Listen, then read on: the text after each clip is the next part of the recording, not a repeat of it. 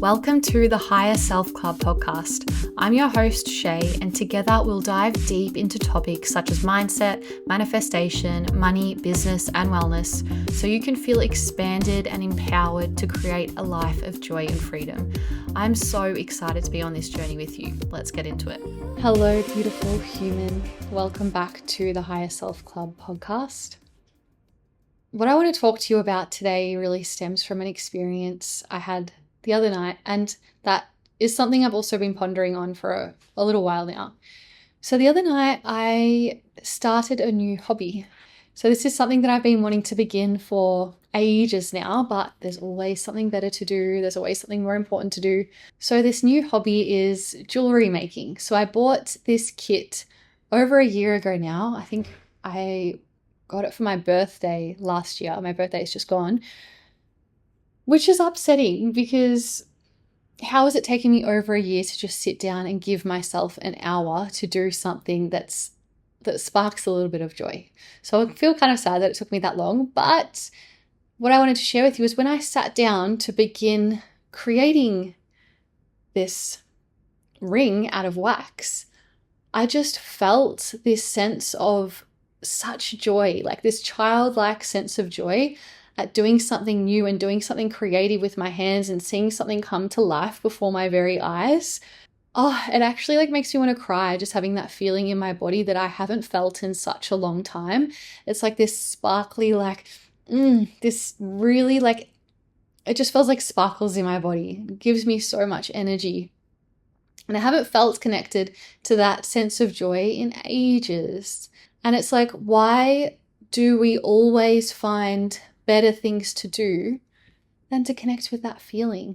There is so much magic to be found in that feeling of creativity and for creating just for the sake of creating. That's something I'm really wanting to focus on this year, is creating for the sake of creating rather than creating for the sake of making money. I really want to encourage you to make the space and time for yourself to find the things that create that feeling for you.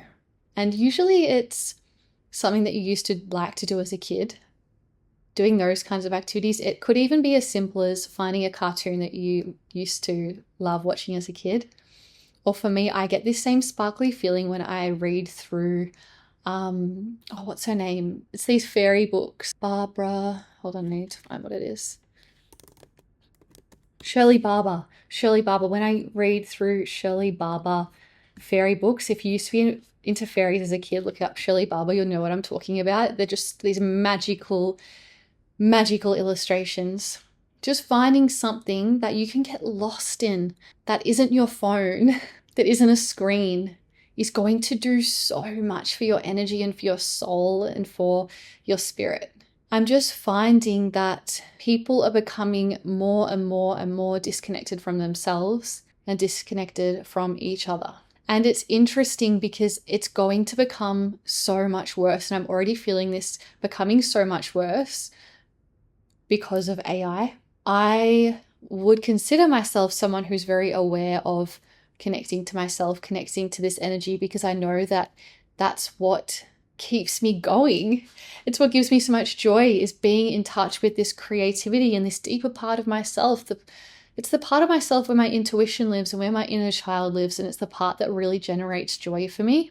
So I'm scared for what's going to happen over the next couple of years, because genuinely people are beginning to not only outsource their creativity, they're outsourcing their ideas and they're outsourcing their thinking. I'm in a space at the moment where I am creating a lot of content. I'm really wanting to build myself online, to connect to more people and to build an audience and to share my knowledge and my passion, which means I need to create a lot.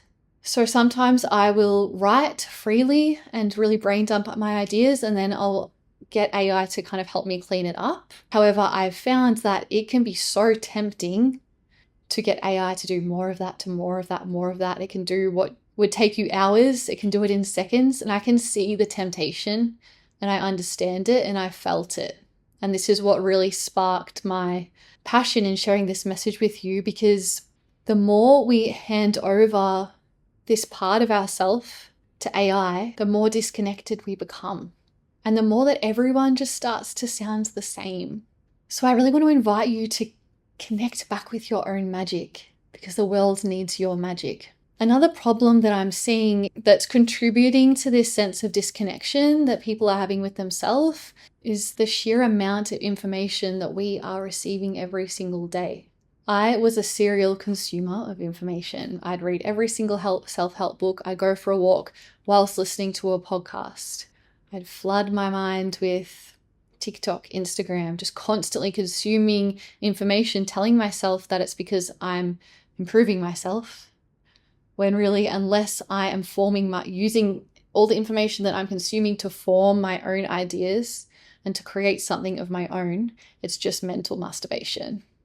It's not productive. It's like a dopamine hit, just consuming, unless you're creating the space to be like, all right, what do I think about this? How does this apply to me? And also being a little bit like critical with your thinking as well. So not only do we need to make the space to hear ourselves clearly, it's then about fleshing out our own ideas rather than going to AI and asking it to do it for us. It is so important to make the space to sit with your thoughts and to sit with a problem rather than rushing out to search for the solution or search for someone else's idea on that problem, rather than just giving yourself the space to think creatively. We need the space to be creative. And it makes total sense that so many people are feeling deeply overwhelmed and disconnected, because your nervous system was never designed to process this much information. Your nervous system has not evolved anywhere near as fast as what your external environment has.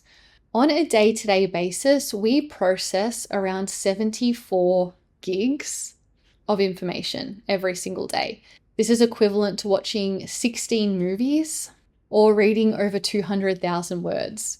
So this is a volume of information that in the 15th century would have taken a lifetime to consume. That is wild. So no wonder people are more anxious and scattered and overwhelmed than ever before. We just cannot handle this amount of information. There is no space to hear yourself anymore unless you are consciously creating that space. So when you do start to create this space to hear yourself clearly and to think a little deeper, and then also creating the space to be more creative and to flesh out your own ideas, this is what's going to set you apart, which is weird to think about. Just thinking for yourself will set you apart in the future. I wonder if people's brains are going to start to become smaller with AI, genuinely, because people just aren't thinking as much about things.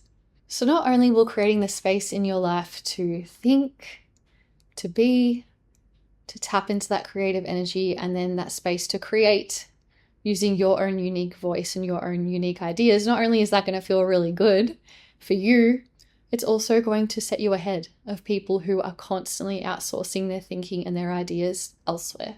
So I want to talk about some ways that you can really begin to start creating this space in your day to tap back into that creativity and that beautiful, juicy, sparkly energy. So the first suggestion is to go for a walk just without listening to anything.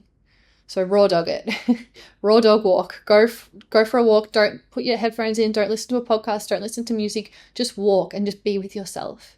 Be with your thoughts. Or you can even go on a run and do this as well. A walk is going to be nice and calming for your nervous system though. And just allow yourself to really drink in your environment. Notice the colors, notice the smells, the sounds, notice people around you. This is going to be super grounding for your body. It's going to create a beautiful sense of safety. When your body feels safe, you open up the space in your mind for the creativity to flow through. Something else that I suggest is to spend some time every day in silence.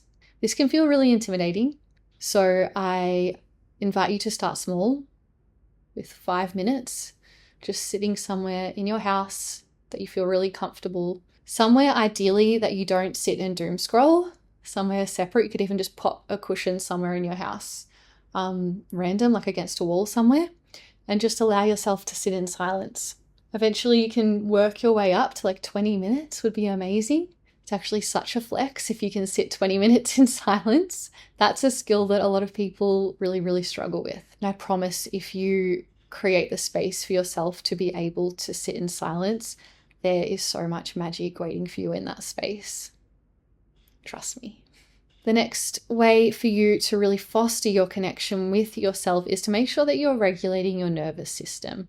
So I'm going to go deeper into this on next week's episode.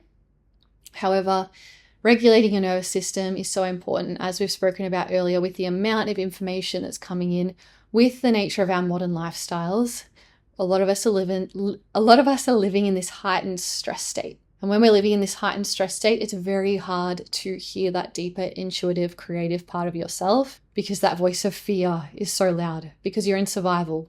It's that voice that's not sure if you're safe or not, and it's just trying to keep you safe. So it's ringing alarm bells, you've got noisy thoughts, it feels overwhelming and anxious. So by creating a safe body, you allow your mind to turn down the volume, and you can hear that deeper, beautiful, creative, more grounded version of yourself, where your true self lives. So for you, that might look like doing some breath work. For breath work, just doing something down regulating. So always breathing through your nose, breathing deep into your belly. There's lots of breath work out there that is more activating. We're really wanting to focus on the down regulating styles of breath work for this. So breathing in through your nose, deep into your belly, and keeping your breaths nice and slow. This is the type of breath work that we focus on in my 12-week program, is really a very gentle style of breath work that just allows your body to relax so much that things just start to fall away, and you can tap into that beautiful intuitive part of yourself. So I'm a big advocate for this more gentle style of breath work. You might have seen online lots of this really performative style of breath work with people screaming and crying and thrashing around. Don't let that put you off breath work. It doesn't have to be like that. Instead, indulging in breath work that is very calming is going to be so nourishing for your nervous system. The next suggestion for you is writing. Writing. So powerful. So the practice that I do is something called morning pages. It's just where you write stream of consciousness for 3 whole pages in the morning, ideally. So you're just writing anything that comes to mind. It doesn't need to make any sense. I don't know what it is about this practice, but it just unlocks something within you, and you'll be surprised by what comes through, what insights you unlock about yourself, how you begin to understand yourself on a deeper level, how answers you've been looking for just suddenly flow through. It's like almost like it opens up a channel from somewhere else. It flows through you onto the paper. It is one of my favorite practices, probably even more, honestly, my favorite practice, even above breath work, for really connecting to myself and my creativity. This is a practice that was taken out of Julia Cameron's book, The Artist's Way, which, if this whole episode is sparking something in you, go and look up The Artist's Way. It's like a 12-week course in the book. So it's just a book you purchase and you complete all the exercises over 12 weeks, and it is so good. So highly, highly recommend. I definitely want to do it this year. I started it and stopped it and started and stopped it, but I'm going to commit to it this year. It's incredible. So the next suggestion for you is to be extra conscious of what you are consuming. What information are you consuming? What shows are you watching? What books are you reading? How much time are you spending on social media? Just being more conscious. Ask yourself, why am I consuming this? Just asking yourself, is this expanding me or distracting me? Is this draining my energy or is this giving me energy? Am I consuming this for a dopamine hit? Is this adding to my life or is it taking something away? Just being much more conscious of what you're consuming and how much time you're spending consuming. My next suggestion for you is just spending more time in nature. Just finding somewhere that you enjoy being in nature and just sitting there. You can even merge this with your silence practice. Just sitting there and just seeing if you can, this is going to sound woo-woo, but just seeing if you can connect to the energy of the space. Feel the wind against your skin. Notice any sounds, the sounds of birds or bugs. Just look around, watch the way that the leaves dance in the wind. And once you can connect to that energy, notice how it just begins to relax your body.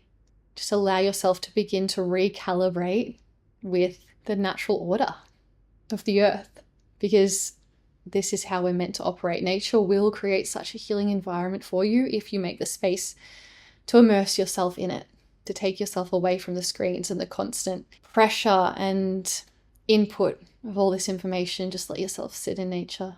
And the last suggestion I have for you is to consider moving from being a consumer to a creator, because you don't find your voice through consuming more.